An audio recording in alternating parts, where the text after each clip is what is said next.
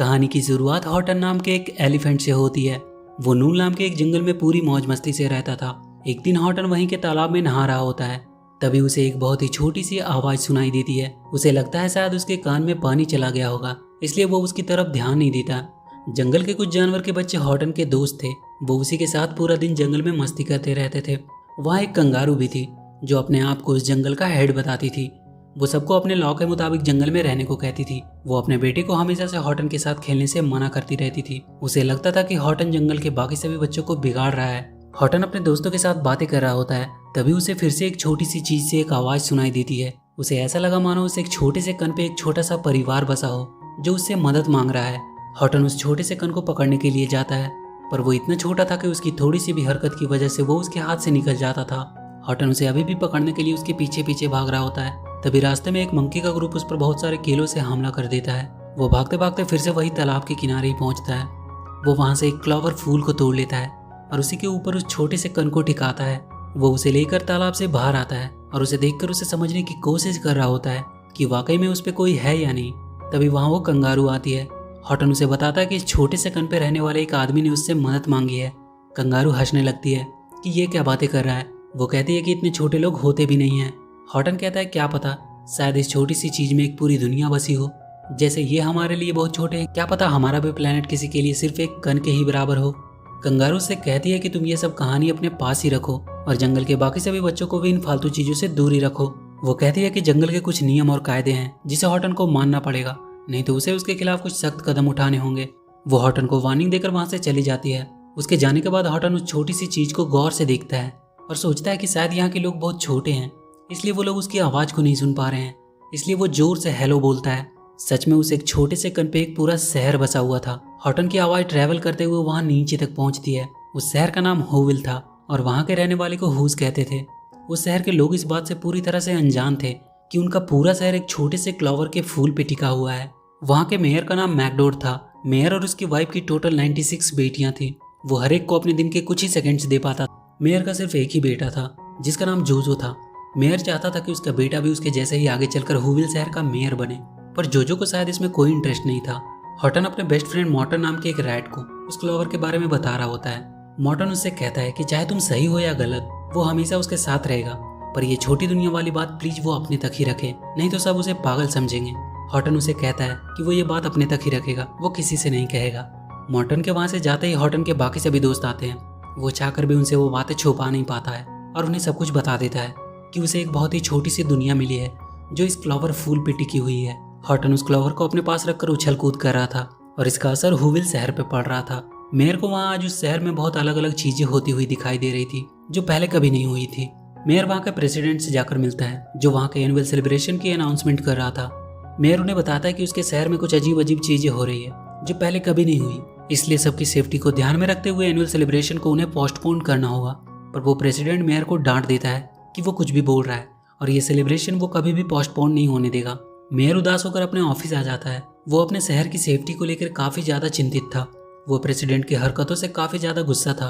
वो एक स्टेपलर उठाकर उसकी तस्वीर की तरफ गुस्से में फेंकता है जो वापस आकर मेयर को ही लगती है। वो दर्द के मारे जोर से चिल्लाता है और उसकी ये चीखें हॉटन को भी सुनाई देती है। हॉटन फिर से हेलो कहता है और इस बार मेयर को उसकी आवाज सुनाई देती है। वो डर के मारे इधर उधर देखने लगता है कि कौन है। वो वहां रखे एक स्पीकर को उठा लेता है। वो देखता है कि आवाज एक टूटे हुए पाइप से आ रही है। वो जाकर उस पाइप पे वो स्पीकर लगा देता है जिससे उसे हॉटन की आवाज पूरी क्लियर आने लगती है। वो पूछता है कि कौन है वहाँ। हॉटन उसे अपना इंट्रो करवाता है। हॉटन उसे कहता है कि उसकी पूरी दुनिया एक फूल के ऊपर टिकी हुई है। मेयर को पहले लगता है कि कोई उनके ही ऑफिस का आदमी उनके साथ मजाक कर रहा है। तब हॉटन उसे यकीन दिलाने के लिए उसके शहर को शैडो में ले जाकर तुरंत अंधेरा और उजाला कर कर दिखाता है। मेयर को यकीन नहीं हो रहा था कि ये क्या हो रहा है, पर यह रियलिटी थी। अब उसे हुविल शहर की और भी चिंता होने लगी। वो बहुत घबरा जाता है। वो भागकर वहाँ की साइंटिस्ट डॉक्टर लूर के पास जाता है। वो उसे पूछता है कि अगर उनका शहर एक छोटे से फूल के ऊपर टिका हो तो उसे कैसे पता चलेगा।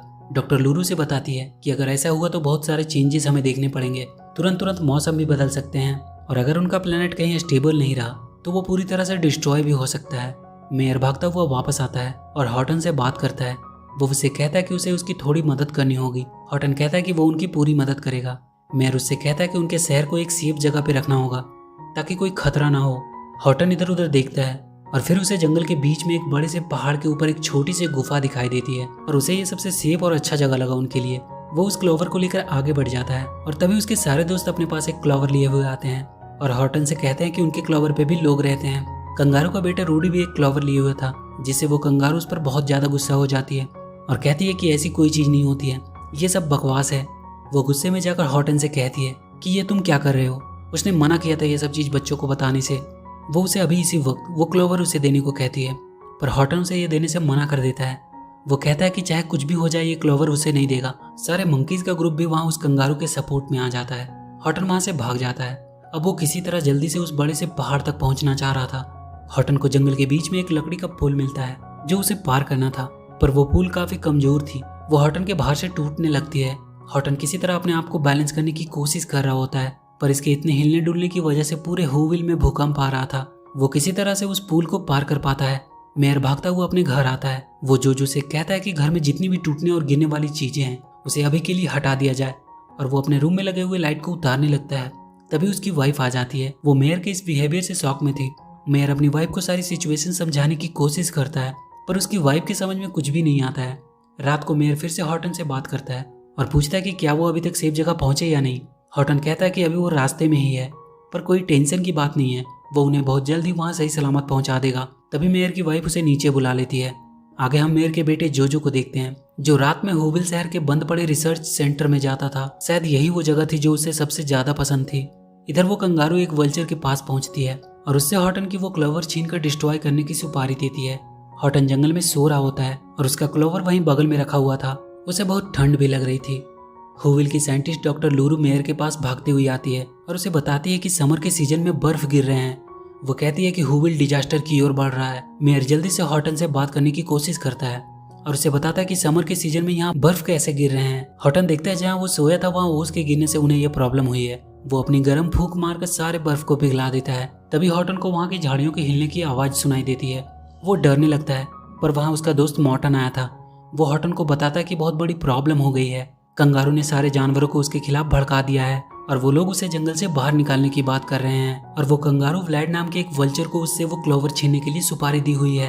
हॉटन उसे वार्निंग के लिए थैंक्स बोलता है, पर वो कहता है कि वो इस क्लोवर को सही सलामत उस पहाड़ पे पहुंचा कर ही रहेगा। हॉटन मेयर को समझाता है कि उसके ऊपर अब कभी भी हमला हो सकता है, इसलिए वो अपने सारे लोगों को कहीं सेफ जगह पर रहने को कहे ताकि कोई डैमेज ना हो।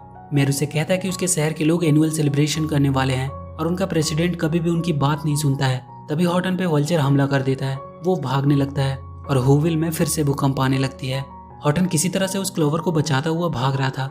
वो वल्चर किसी भी हालत में उससे उसका क्लोवर छीनना चाहता था और इधर हूविल के सारे लोग इधर उधर गिर रहे थे। हॉटन उससे किसी तरह पीछे छुड़ाकर मेयर से पूछता है कि क्या वो सब ठीक है। हूविल के सारे लोग मेयर के घर के आगे आकर जमा हो गए थे। हॉटन मेयर से कहता है कि उसे सब लोग को जल्दी से समझाना होगा क्योंकि वो लोग बहुत बड़े खतरे में हैं। मेयर शहर में इमरजेंसी लागू करने को कहता है।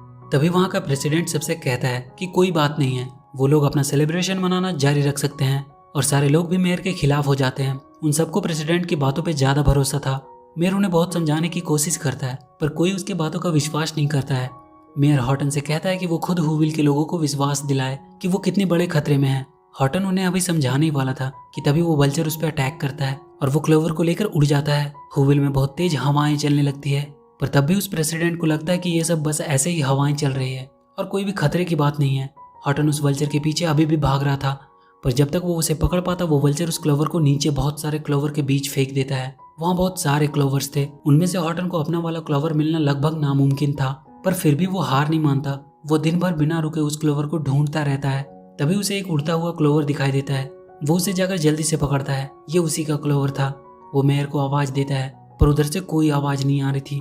वो वहीं उदास होकर गिर जाता है। कुछ देर बाद हॉटन को मेयर की आवाज सुनाई देती है। हूविल के सारे लोग अब हॉटन को सुन रहे थे और उन्हें अब मेयर की बातों पे भरोसा भी था। मेयर हॉटन को अपनी पूरी फैमिली और शहर के लोगों से मिलवाता है और कहता है कि सारे हूविल और वहाँ के लोग उस पर पूरा भरोसा करते हैं। हॉटन उन्हें लेकर आगे बढ़ जाता है। कंगारू को जब पता चलता है कि हॉटन के पास अभी भी वो क्लोवर है, तो वो सारे जंगल के जानवर को इकट्ठा करती है और उसे बताती है कि हॉटन की वजह से सारा जंगल खतरे में है और अगर उन लोगों ने हॉटन को अभी नहीं रोका तो उनके बच्चों पे इसका बहुत बुरा असर पड़ेगा। जिसे सुनकर जंगल के सारे जानवर गुस्सा हो जाते हैं और वो लोग हॉटन को पकड़ने के लिए निकल जाते हैं। हॉटन अभी रास्ते में ही था, तभी वो अपनी तरफ जानवर का एक पूरे झुंड को आता देखता है। सब उन्हें चारों तरफ से घेर लेते हैं। कंगारू उससे क्लोवर को उसके हवाले करने को कहती है, नहीं तो वो लोग उसे पकड़कर पिंजरे में डाल देंगे। हॉटन उन्हें बताने की कोशिश करता है कि इस क्लोवर पे एक दुनिया बसती है जिसे वो बर्बाद नहीं होने दे सकता। कंगारू सारे जानवर से उसे पकड़ लेने को कहती है। मेयर ये सब बातें सुन रहा था। वो सबसे बहुत जोर से आवाज करने को कहता है ताकि वो सब सारे जानवर उन्हें सुन सके। सारे हूविल के लोग आवाज करने लगते हैं, पर ये काफी नहीं था। मेयर देखता है जोजो कहीं जा रहा है। वो उसके पीछे पीछे उसके रिसर्च सेंटर में पहुंचता है, जहां वो देखता है जोजो ने बहुत सारे ऊंची आवाज निकालने की मशीन बनाया हुआ है। जोजो उन मशीन की मदद से और भी तेज आवाज निकालने लगता है। तब तक हॉटन को पकड़कर केज में बंद कर दिया गया होता है। कंगारू से वो क्लोवर ले लेती है और उसे एक खौलते हुए तेल में डालने वाली होती है, पर उसका बेटा रूडी उसे तेल में गिरने से बचा लेता है। वो कहता है कि उसने कुछ आवाजें सुनी इससे। वाकई में उससे अब आवाजें आ रही थी और सारे जानवरों को भी वो सुनाई दे रही थी। वहां के सारे जानवर उस आवाज को सुनकर हैरान थे। रूडी उस क्लेवर को वापस से हॉटन को दे देता है। हॉटन मेयर को बताता है कि उन्होंने कर दिखाया। हूविल के सारे लोग जश्न मनाने लगते हैं और जंगल के अब सारे जानवर भी हॉटन के साथ थे। पर वो देखता है कि कंगारू अकेली पड़ गई है। वो उसके पास जाता है। उस कंगारू को भी अपनी गलती का अब एहसास हो चुका था और वो सब मिलकर उस क्लोवर को उस पहाड़ पे सेफली रख देते हैं और ये मूवी यहीं खत्म हो जाती है। तो वीडियो अगर अच्छी लगी तो please do like and share the video and please subscribe to my channel and press that bell icon.